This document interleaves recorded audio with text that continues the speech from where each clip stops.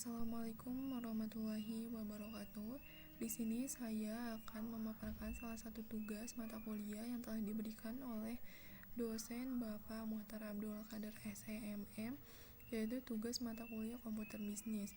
Nah, di sini sudah ada tiga tugas yang telah diberikan, yaitu yang pertama itu ada tentang sistem informasi manajemen dan sistem informasi akuntansi.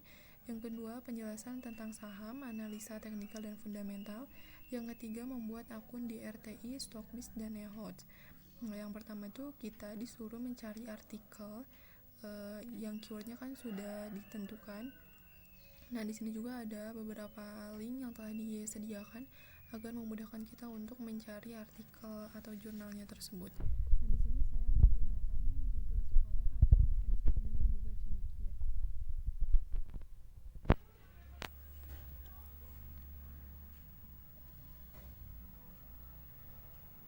Nah, sekarang kita cari sistem informasi manajemen. Nah, karena saya sudah mendownload filenya, kita langsung ke filenya aja.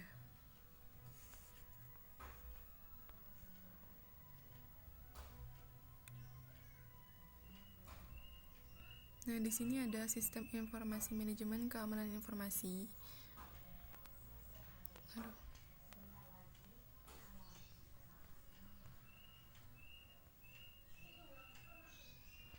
Nah, keamanan informasi digunakan untuk mendeskripsikan perlindungan baik peralatan komputer dan non-komputer, fasilitas, data, dan informasi dari penyalahgunaan pihak-pihak yang tidak berwenang.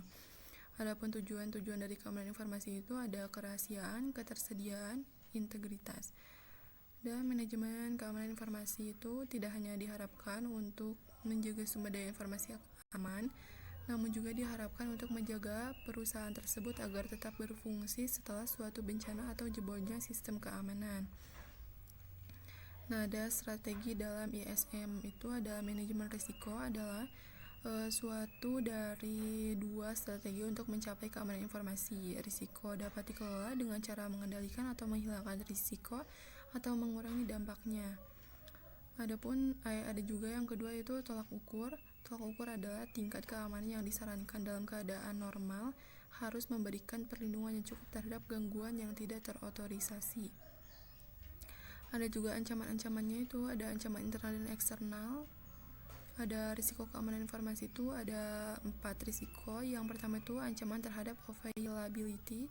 Yang kedua merupakan ancaman terhadap security. Yang ketiga merupakan ancaman terhadap integritas. Dan yang keempat itu ada fabrication, adanya orang yang tidak berwenang meniru atau memasukkan suatu objek ke dalam sistem. Ada macam-macam pengendalian juga, satu pengendalian teknis, yang kedua itu pengendalian kriptografis, yang ketiga pengendalian fisik, yang keempat pengendalian formal, dan yang kelima pengendalian informal. Adapun pentingnya keamanan, ada juga tentang pentingnya keamanan sistem, dukungan pemerintah dan industri, manajemen keberlangsungan bisnis, dan manajemen keamanan informasi. Ada juga contoh studi kasusnya juga ya. Nah, sekian pemaparan materi tentang sistem informasi manajemen. Nah, yang kedua sekarang tentang sistem informasi akuntansi ya. Kita cari juga di Google Scholar ini tentang sistem informasi akuntansi. Nah, sistem informasi akuntansi ada. Nah, yang kedua tuh saya akan memaparkan tentang sistem informasi akuntansi, aplikasi konsep basis data relasional pada sistem produksi, pengupahan dan sumber daya manusia.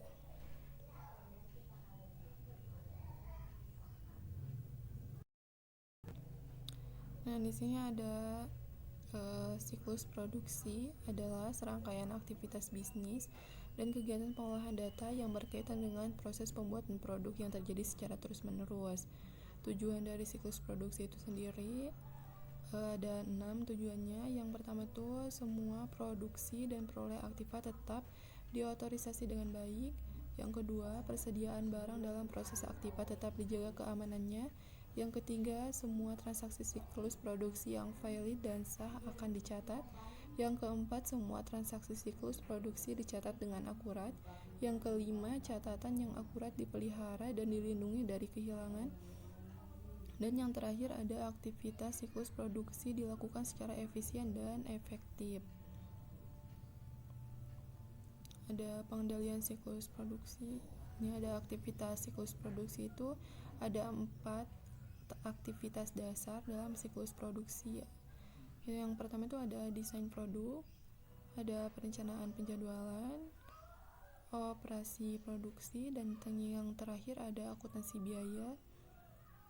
Di akuntansi biaya ini terdapat 3 tujuan dasar dari sistem akuntansi biaya, yaitu memberikan informasi untuk perencanaan, pengendalian, dan penilaian kinerja dari operasi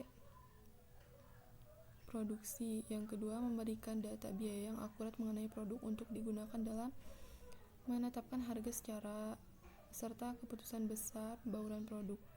Yang ketiga, mengumpulkan dan memproses informasi yang digunakan untuk menghitung persediaan beserta nilai harga pokok penjualan yang muncul di laporan keuangan perusahaan. Nah, di sini ada sistem informasi akuntansi merupakan bagian yang terpisahkan dalam kegiatan keuangan setiap usaha. Kegiatan usaha penulis tidak menggunakan sistem akuntansi siklus pengupahan dan sumber daya manusia karena hanya memiliki 3 karyawan. Dan untuk sistem pengupahan digabung dengan sistem akuntansi siklus pengeluaran. Nah, sekarang saya akan memaparkan tugas yang ketiga, yaitu tentang saham, analisis teknikal, dan fundamental. Yang pertama, apa sih saham itu? Saham itu adalah suatu alat bukti atas kepemilikan dari sebuah perusahaan. Bukti dari saham itu sendiri biasanya adalah lembaran kertas yang mana isinya menyatakan kepemilikan surat berharga tersebut adalah pemilik dari perusahaan yang membuat surat.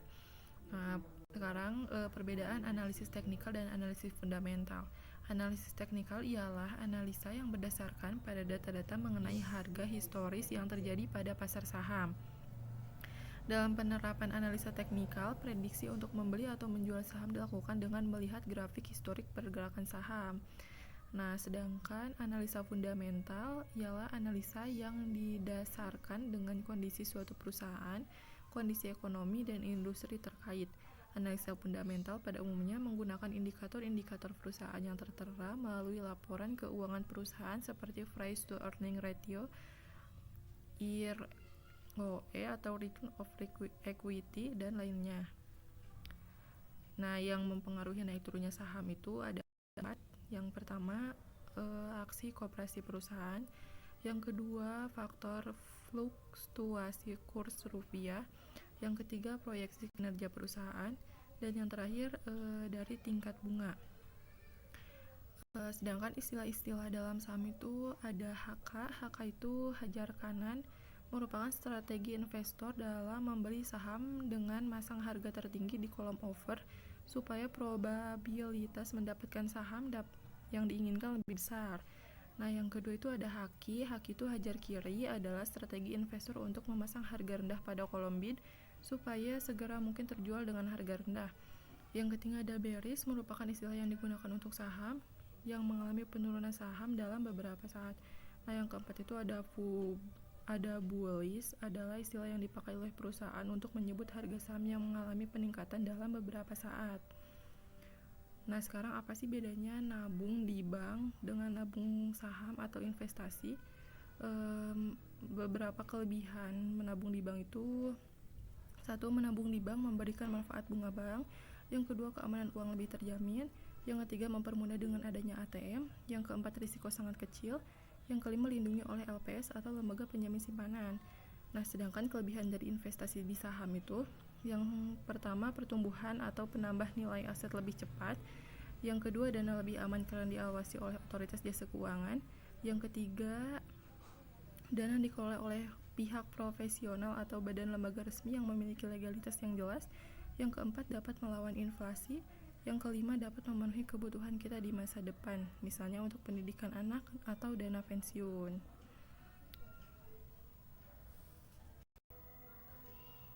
Nah, di sini kita lihat yang ada di Bursa Efek Indonesia.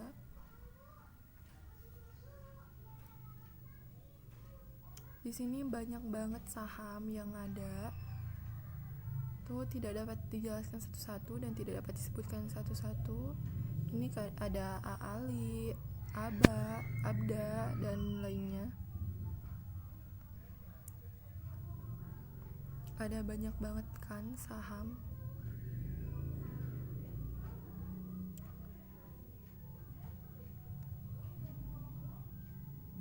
Berbagai macam nama saham. Jadi kalian bisa tinggal mencari saham. Ini kurang lebih ada 747 nama-nama saham ya. Nah, sekarang saya akan menjelaskan aplikasi RTI, Neobit, sama Stockbit. Nah, apabila kalian belum punya aplikasi RTI atau Stockbit, kalian boleh klik Play Store, boleh download di Play Store ya. Nah, karena saya sudah mendownloadnya, kita langsung buka saja. Nah, aplikasi RTI ini adalah aplikasi yang menyediakan data terbaru dari Bursa Efek Indonesia secara real time.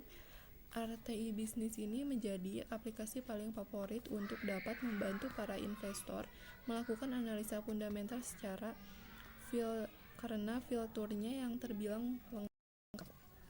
Nah, di sini tuh ada, nanti saya mencoba membantu bagaimana sih cara membaca dari RTI Bisnis ini. Nah, di sini kan ada trade. Trade itu simulasi kalau kita mau belajar jual beli saham nantinya. Dan sekarang kita ke market ya. Nah, market ini informasi indeks harga saham gabungan atau IHSG per hari ini. Jadi di aplikasi RTI Bisnis itu ngitungnya tuh per hari ya. Per harinya tuh bisa ganti-ganti.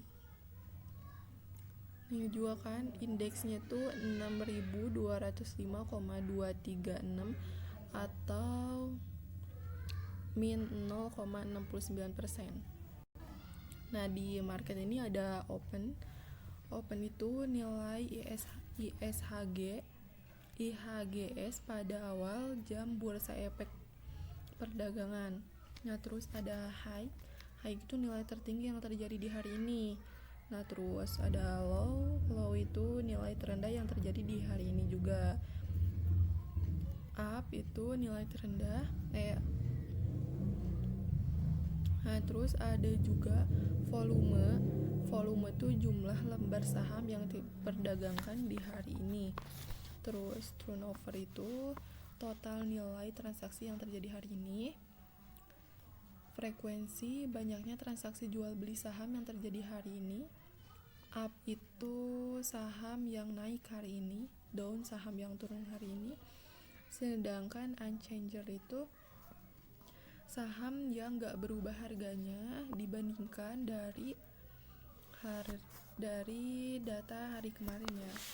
Nah, terus ini ada indeks diary. Di indeks diary itu ada 3 warna ya, warna hijau, merah, sama ungu. Nah, yang warna hijau ini dilambangkan warna hijau jika IHSG-nya naik. Nah, terus kalau misalkan warna merah jika IHSG-nya turun, dan warna ungu tuh libur. Jadi ini udah otomatis ya. Nah, terus di bawah juga ada indeks performance, low high-nya. Nah, kita ke indis yang di atas. Nah, indis itu informasi indeks saham di Indonesia dan negara besar lainnya, kayak banyak juga kan. Ini juga ada di New York, Tokyo, Hong Kong, Singapura, Jakarta, dan lainnya. Pokoknya tuh kita tinggal lihat-lihat saja. Terus ada watchlist nih. Nah, jika kalian belum login Di sini harus login terlebih dahulu. Kalau misalkan belum login, watchlistnya tuh nggak bisa kebuka. Kita login dulu ya.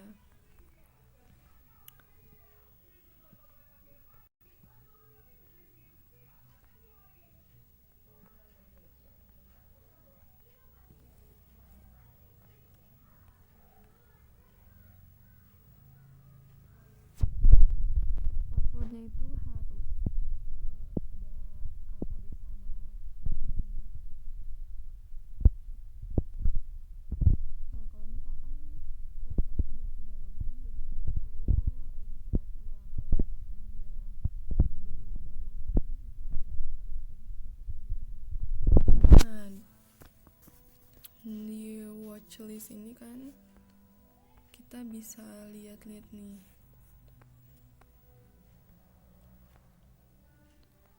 Yang internasional sama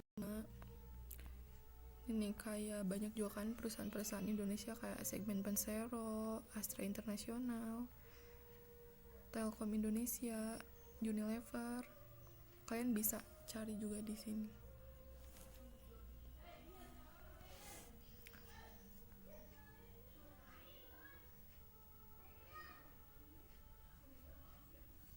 Nah, ini ada movie chartnya tuh kan. Nah, yang kedua tuh ada aplikasi Stockbit.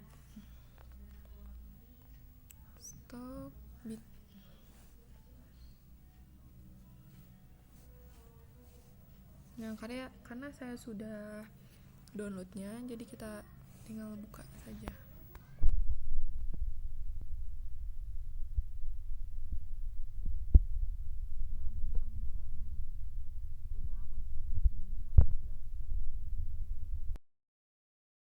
Facebook ya, karena saya sudah punya akunnya, jadi kita login aja.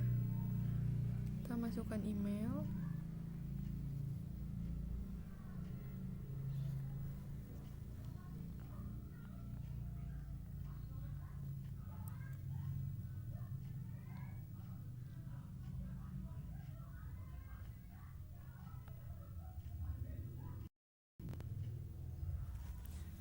Nah, di aplikasi Stockbit ini tuh ada sama juga ya, kayak cuman di sini tuh kita bisa berkomunikasi kan, bisa chat juga sama Stockbit lainnya.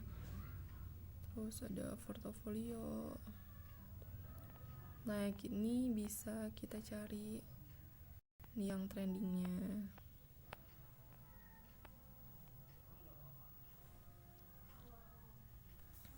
Nah, di watchlist ini kita bisa masukin saham-saham yang menjadi pantauan kitanya.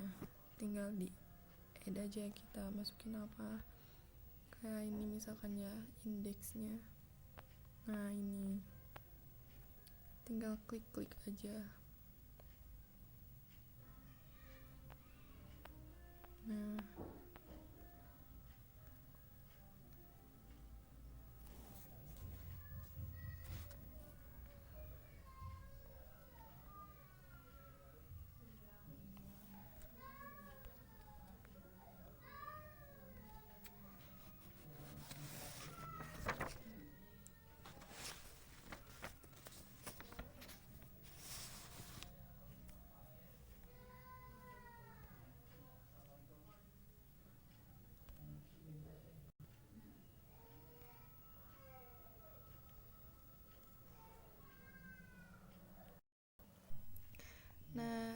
cuma segitu ya. Sekian pemaparan tugas yang saya paparkan. Mohon maaf apabila banyak kesalahan. Billahi taufiq wal hidayah. Wassalamualaikum warahmatullahi wabarakatuh.